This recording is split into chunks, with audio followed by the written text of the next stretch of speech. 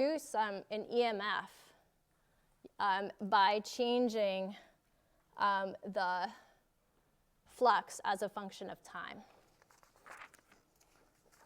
Okay, so this is, so your induced EMF in the loop. It's almost as if you're putting a battery in the loop, right? So the induced EMF that you create by changing the magnetic flux is causing the electrons to flow. All right. So this is obviously time. So you're changing. You have to change the flux through the loop.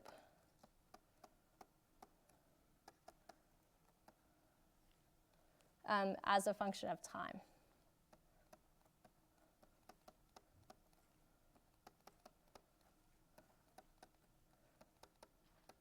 Okay, so that's basically what the equation is telling you, that you're inducing.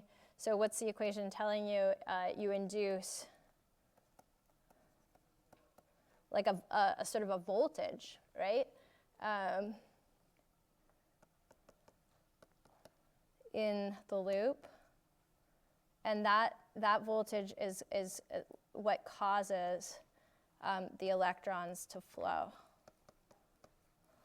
Okay, so what? Okay, so it's kind of like, I mean, if you imagine the loop, and I've got now a current going through that loop.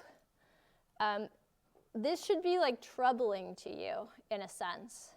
Right? If you think back to what we talked about earlier, remember when we were doing like the loop rules and we were talking about like the circuits and how to figure out, you know, like how much current is going through each branch of a circuit?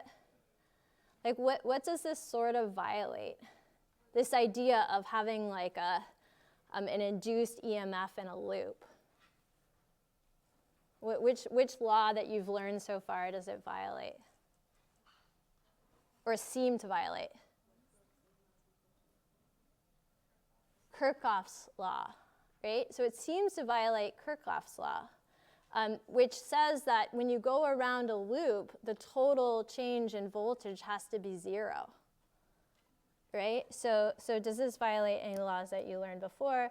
Well, so like it sort of seems to violate Kirchhoff. Right, which says that like the total EMF around a loop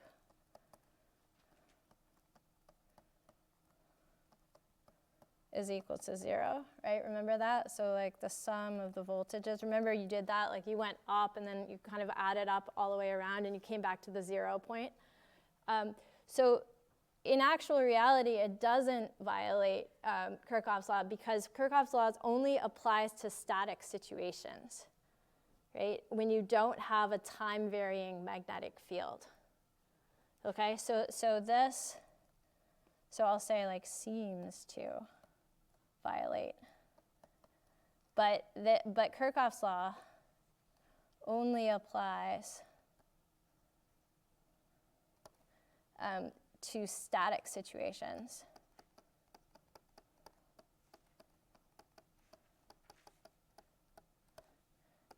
Where you don't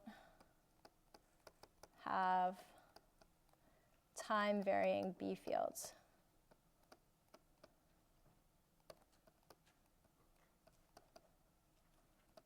Okay, so these loops basically, like, you're changing the flux, which is creating these sort of like loops of electric field, right? And those loops are pushing the current through the wire, or pushing the charges through the wire and creating a current.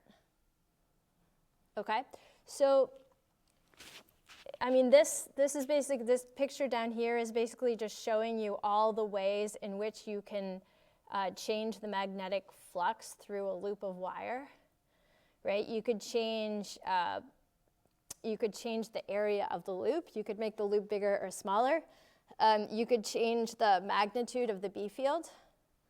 And you could change the relative angle of those two things, right? So if you change the angle of the magnetic field to the orientation of the loop, then you would always also change the flux. So those are sort of the three different ways that you can change the flux.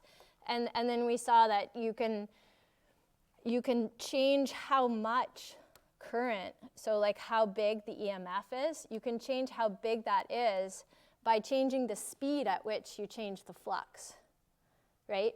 So if you make this smaller, then this will be bigger. Like if you do it, and that was like your question. Like if time is small, then EMF will be big, right? And you'll see more current getting pushed through the wire. Okay, so does anyone have any